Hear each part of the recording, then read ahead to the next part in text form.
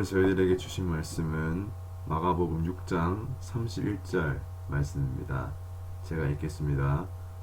이르시되 너희는 따로 한적한 곳에 가서 잠깐 쉬어라 하시니 이는 오고 가는 사람이 많아 음식 먹을 겨를도 없음이라. 아멘. 전도사님이 한국에 있다가 뉴질랜드에 처음 왔을 때 다른 분들이 놀랄 정도로 빨리 적응을 하고 있어요. 전도사님이 생각해도 저는 이제 김치랑 밥 없어도 잘 살 수 있게 됐고, 라이프 스타일도 그리고 마인드도 정말 많이 적응한 것 같아요. 근데 아직까지 그 키위들이 위통벗고 뛰거나 맨발로 산책하는 건 아직 적응이 안 됐어요. 전사님이 아직까지 정말 적응이 안 되는 게 바로 쉬는 문화예요.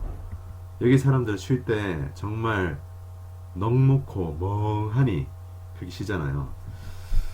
근데 한국은 쉴 때도 일하는 곳에서 연락 오면 받아야 되고, 그리고 사회적인 모임들 꼭 참석해야 되는 모임들이 있고, 그리고 또 경쟁이 심한 사회니까 쉬면은 뭔가 시간이 아까운 것 같고 밀리는 것 같고 이런 기분이 드는 거는 전도사님이 아직도 마찬가지인 것 같아요.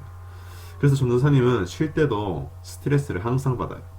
오늘은 뭘 해야 하고, 오늘 저녁까지 뭘 해야 되고, 이번 주 안에 또 뭘 해야 되고, 이번 달에는 뭐 어떤 게 있고, 이런 것들이 자꾸 생각나고, 또 그것을 가만히 놔두는 것이 아니라 자꾸 하게 돼요. 그래서 전사님은 사실 쉴 때 사실 쉬는 게 아닌 그런 모습이 아직도 저에게는 있어요. 그래서 전사님이 최근에 느낀 건 완전 키위 스타일로 쉴 때 완전 확실하게 성공적으로 쉬어본 적들이 몇 번 있거든요. 여기 와서 그렇게 쉬어보니까 이게 정말 필요하다는 것을 또 오늘 말씀에 근거해서 깨닫게 되었어요. 비유해보자면 전사님이 인생은 늘 한국에서 자동차로 고속도로만 다녀서 이 주변의 풍경을 보지 못했던 게 전사님 인생이었다면, 이제 여기 와서는 그래도 자전거를 타고 천천히 하나님이 주신 자연을 돌아보며 감사하게 되고, 그리고 하나님을 더 생각하게 되고 하나님의 일을 할 수 있는 에너지를 충전받는 귀한 시간들이라는 것을 전사님 깨닫게 되었어요. 오늘 본문에 의하면은 지금 대화를 하고 있는 장소가 엄청 분주한 장소인 것으로 묘사되고 있어요. 보면은 음식을 먹을 수 없을 만큼 많은 사람들이 오고 가는 장면을 묘사하고 있거든요. 이건 여러분들이 성경 통독하고 있는 마가복음의 전형적인 그런 기록 방법이거든요. 예수님이 가시는 곳에는 항상 군중이 사람들이 쉴 새 없이 모여들고 있는 이 생동적인 장면들을 묘사해주고 기록하는 게 약간 마가복음의 그런 기록 스타일이에요. 마가는 이런 장면 연출을 통해 가지고 예수님의 활동을 약간 극적으로 기록해요. 식사할 겨를도 없이 분주하게 활동하는 예수님의 활동적인 모습과 그를 쫓는 수많은 무리들을 통해 가지고 당시 예수님의 인기, 예수님의 영향력을 느낄 수 있게 하는 거예요. 여기에 모여든 군중들 중에서는 6월절이 뭐냐면은 우리나라의 설날, 추석 뭐 이런 것처럼 국가적인 민족적인 그런 절기인데, 그때 그 시기가 다가와서 예루살렘으로 여행하는 사람들도 있었을 것이고, 또 예수와 제자들의 활동을 통해서 그 명성을 듣고 인기를 듣고 모여든 추종자들도 많았을 거예요. 그렇게 바쁜 삶을 살아가고 있었어요. 어느 날은 예수님의 제자들이 흩어져서 예수님이 하라고 하셨던 사역들을 감당하고 그리고 했던 모든 것들을 예수님께 보고했어요. 제자들이 행했던 것들 그리고 가르쳤던 것들을 낱낱이 다 말씀드렸어요. 그때 예수님께서 하신 반응이 오늘 본문이에요. 본문 말씀 한 번 더 읽어보도록 하겠습니다. 이르시되 너희는 따로 한적한 곳에 가서 잠깐 쉬어라 하시니 이는 오고 가는 사람이 많아 음식 먹을 겨를도 없음이라. 제자들의 활동 보고에 대한 예수님의 반응은 한적한 곳에, 조용한 곳에 가서 휴식을 취하라는 배려였어요. 이것은 제자들이 전도 활동을 하는 동안에 상당히 필요해 있었다는 증거이기도 하지만 제자들을 아끼는 스승으로서의 애틋한 마음의 표현이기도 해요. 근데 무엇보다 이 휴식은 새로운 내일을 위한 영혼과 육체의 충전, 재충전이라는 방면에서도 충분히 우리들이 생각을 해봐야 돼요. 사실 예수님께서 말씀하신 바 쉬어라, 이게 원어로는 아나파우사스데라는 말인데, 이거는 명령형으로서 충분히 휴식해라 라는 의미도 들어가 있어요.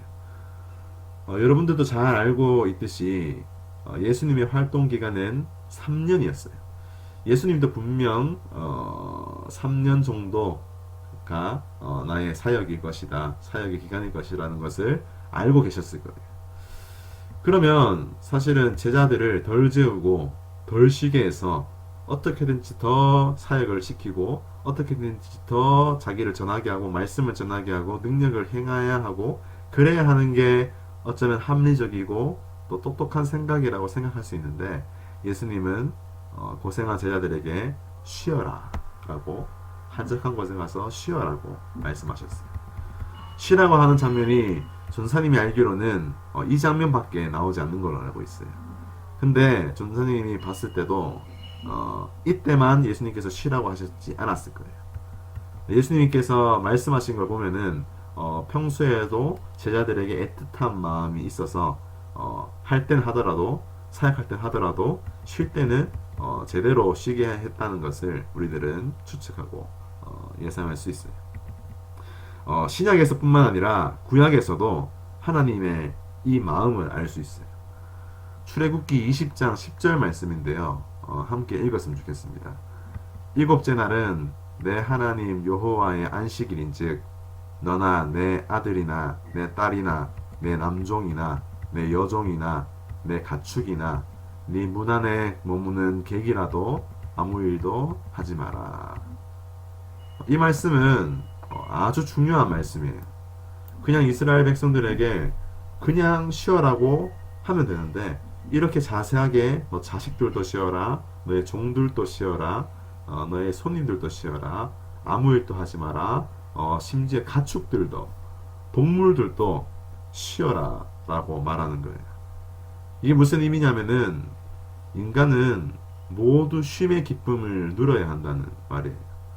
말씀 보면 동물도 쉬라고 하잖아요. 동물도 쉬는데 인간도 쉬어야 되지 않겠냐. 그만큼 인간의 그 쉼을 쉬어야 한다는 것을 강조하는 말씀이에요. 전사님도 그래서 일주일에 하루는 아무리 바빠도 연락이고 과제고 숙제고 공부고 다 내려놓고 쉬려고 해요. 사정상 안 될 수도 있었는데, 안 될 때도 많았었는데, 꼭 하루만큼은 그 전에 일들을 밤새서 마무리 해놓더라도 하루는 꼭 쉬었어요. 왜냐하면은 하나님, 예수님 두 분이 쉬라고 말씀하셨거든요. 쉬어라고. 쉴 자격이 있기 때문에 하나님, 예수님 모두 쉬어라고 말씀하신 거예요.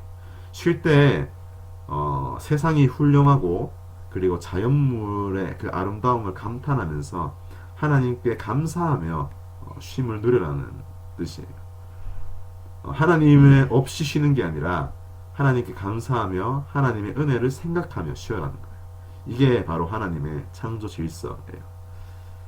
우리 모두 급한 마음들이 있고 쫓기는 마음들이 있는 것 같아요. 여기 사는 한국인들도 아직 그 한국인의 피가 흘러서 그런지 뭔가 쫓기듯이 급하게 살아가는 것들을 보게 되는데, 그렇게 살더라도 꼭 시간을 내어서 우리들은 쉬어야 해요. 들어보니까 여러분들 지금 코로나 이 시국에 숙제한다고 학교 가는 거나 가지 않는 거나 다름없다고 하더라고요. 하지만 이 기회에 우리 하나님 안에서 기쁘게 쉬는 법을 체험했으면 좋겠습니다. 그리고 배웠으면 좋겠습니다. 이것이 창조 질서라는 걸 생각해서 앞으로 인생을 살아갈 때 하나님 안에서 기쁘게 쉬면서 주님의 길을 가는 저와 모두가 되기를 바랍니다. 기도하겠습니다.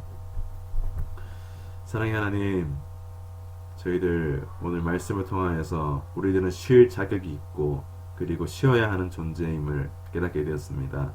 우리들 이 기회에 하나님 안에서 쉬는 방법을 알게 하시고 하나님 안에서 쉬는 방법을 저희들이 몸으로 익혀서 아무리 바쁘고 힘든 상황이더라도 하나님 안에서 쉬는 기쁨, 하나님께 감사하며 자신을 되돌아올 수 있는 그런 쉼의 그 중요함을 늘 생각하면서 살아갈 수 있는 그런 저희들 될 수 있도록 주님께서 도와주시옵소서. 예수님의 이름으로 간절히 기도합니다. 아멘.